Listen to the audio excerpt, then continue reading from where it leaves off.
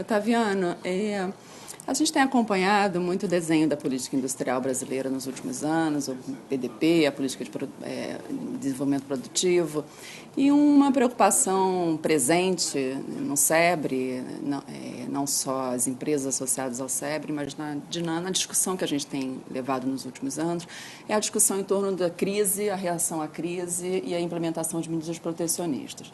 Ano passado a gente fez um estudo onde ficou mais evidente que, no fundo, o Brasil não havia mudado a sua política, ela não passou a ser mais protecionista por conta da crise. Na verdade, a gente já vinha num histórico de um desenho de política, aquilo era mais uma continuidade do que uma política nova em decorrência da crise. Entretanto, se a gente analisar o que está sendo feito, em particular no setor de saúde, a gente tem um projeto na área de equipamentos médicos, a gente tem percebido que, no fundo, essa política foi desenhada visando o desenvolvimento da indústria doméstica, onde o primeiro mecanismo foi a utilização de margens de preferências, que foi de uma maneira horizontal por todo o setor.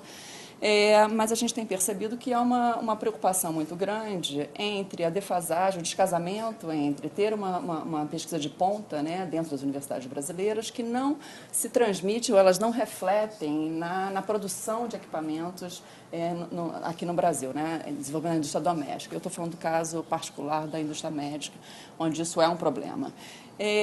O que você explica, assim, no momento que você desenha uma política industrial, né, que vem desenhando, não é de hoje, ela vem sendo desenhada, é um problema que você acabou de mencionar, que é, de fato, a verificação, já foi atestado que a gente tem esse problema, desse descasamento, e você implementa ou desenha uma política que desconsidera completamente este desenho, né? Ou seja, você não veio construindo as bases para você ter uma política dessa natureza, de realmente falar em fortalecimento da indústria doméstica. O que está faltando aí, né? Deixe-me dizer três coisas. Primeiro, confirmando o que você disse, o Brasil, quando se trata de compará-lo com economias de tamanho similar, é o mais protecionista. Então, esses são dados estatísticos. Eu fiz com dois colegas um trabalho recente e a gente encontrou isso aí. Segunda coisa importante para dizer é o seguinte: há uma identificação inadequada, a meu juízo, muito frequentemente no Brasil, entre política industrial e política de inovação, ou política de capacitação tecnológica. Isso é um pouco do reflexo do passado, num tempo em que o país estava crescendo estava se mudando estruturalmente via substituição de importações, e naquele período, particularmente na fase final, os setores considerados geradores de inovação, e naquele tempo se identificava setores que eram portadores e geradores de inovação, como bens de capital, etc. e tal, naquele tempo havia uma coincidência, quer dizer, o setor protegido, favorecido por uma política industrial, era o setor inovador. Mas, como não é o caso hoje, há uma confusão entre esses dois conceitos e o propósito de política de inovação muitas vezes acaba virando pura e simplesmente política de proteção a setores que nem sequer apresentam inovação e que, portanto, até prejudicam. Às vezes até alguns setores são protegidos e essa proteção do setor prejudica as verdadeiras fontes de inovação. Exato. Então, há essa confusão que, claramente, muitas vezes, grupos de interesse se apropriam e, em nome de política de uma coisa, acabam usando para outra.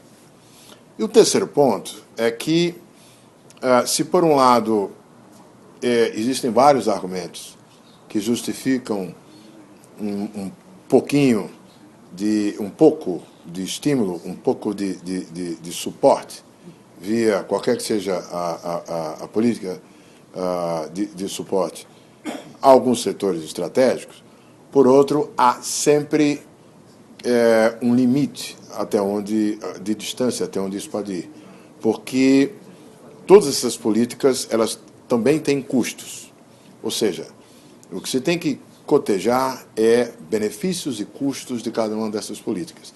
E, claramente, à medida em que essa política é estendida em intensidade ou em abrangência, os custos sobem mais do que os benefícios. A partir de um certo ponto, o excesso de proteção simplesmente elimina qualquer possibilidade de alguém ter um esforço inovador. Só para dar um pequeno exemplo.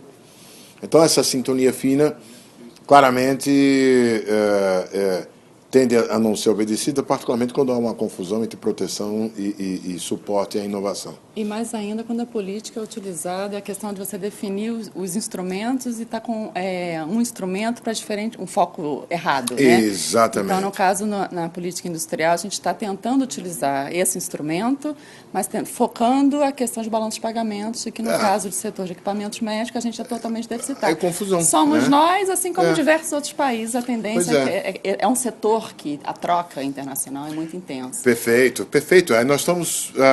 dar um tiro no próprio pé. Ou seja, nós temos uma política de saúde pública que justifica, né, esse desequilíbrio enorme que a gente tem no balanço de pagamento, porque a gente se propôs a isso, ter um sistema universal, né, horizontal, mas, por outro lado, a gente implementa uma política industrial... que torna mais difícil a obtenção do resultado de saúde, porque se você torna o abastecimento de remédios mais caro, quer dizer, o volume de recursos públicos gera menos resultado. A gente está apostando muito alto que essa política, no médio e longo prazo, ela vai trazer, na verdade, uma redução desse custo, que é o que é esperado. O que me parece um resultado que merece ser reanalisado. reanalisado. Tá bom.